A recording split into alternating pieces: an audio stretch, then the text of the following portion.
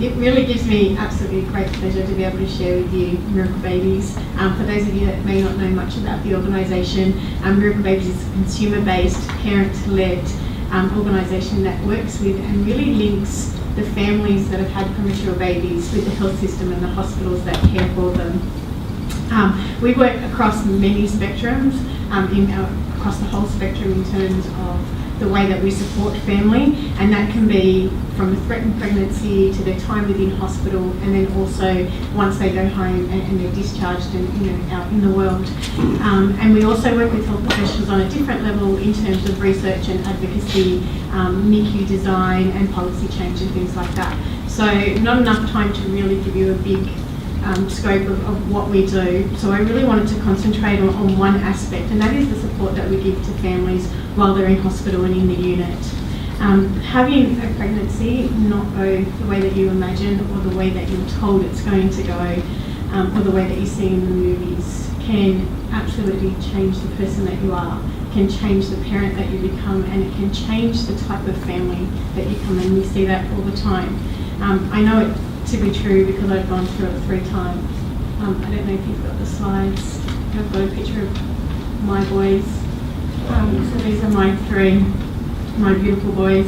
And I never realised at the time when I went through the experience that it would completely change the agenda of my life.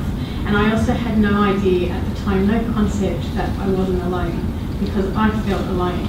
And so I'm like, I get emotional too.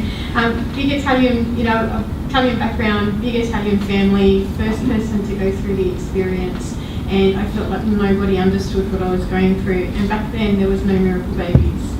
And what I wanted was to be connected to other people who got it. I wanted to have people around me that understood it, that understood my fears about what our long-term life was going to be like with... Sorry, you've jumped to the next one. A little bit early, that's okay. In terms of wanting to not feel that I was the only person that was going through it, and have people to understand what I was going through. The other thing was, once we were discharged from the hospital, you were kind of thrown out into the world, and I needed to stay in the health system longer. We had a program that lasted once a month for the first 12 months, and I remember being discharged from that and saying, well, where do we go now? He's not walking, he's not talking, his speech hasn't come in, and we're still not on full solids. And there was just no programs or services to be able to access. And the thing was, I felt alone, but I wasn't alone. And there was just no way of finding each other. And in Australia, it's a massive issue. Every year, 45,000 babies are born premature or sick. And here in WA, that number's just over 3,000. Massive health issue. If you think about it, more babies are born premature or sick than the number of people that are diagnosed with breast cancer or prostate cancer combined. So that's how big the issue is. But I don't want to get lost in the numbers and how big it is, because it is happening every single day, and it is something that is real for so many people. And with stats like about 15%, I'm sure in this room, either you are a premature or sick baby, you've had one, or you know someone who is or has. So the next slide that I wanted to show you was just a series of pics of a mum the first time she held her baby, and they were taken by Dad.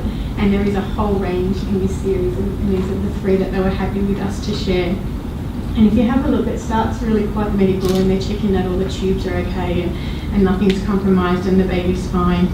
And then in the next one, you start to think, I'm holding the baby, and then the next one is, but I'm holding the baby like this. And when you actually see the series, you see how much Mum actually does break down. And it's those moments that change who you are. When you're thrown into a world that you don't understand, and it is a foreign world where you don't understand terminology, there's a new routine, a new language, and you're trying to process and absorb everything that you go through when you're suffering trauma and shock. It's a very scary world. And the NICUs here are incredible. We have, most amazing, I've been to Germany and Canada and the US, and our stats here are fantastic, and particularly here in Perth. King Eddie's and PMH, they're wonderful hospitals, and the staff are passionate. And we've got state-of-the-art Fiona Stanley coming, and yay for Perth because you have a milk bank, which is brilliant. We need to get the rest of the country up to speed on that. But it's the trauma and the emotional side that impact to parents when at a time when you should be feeling joy and love and happiness, you're coupling that with fear and guilt and worry. And that's what we help and we look after. And keep going, it's not enough time. And one of the things that we're able to do, if you can make an emotional impact to the parent's journey, you will change the entire experience of who you send those babies home to. And there's a term, a medical term called failure to thrive, and it was something I'd never heard of.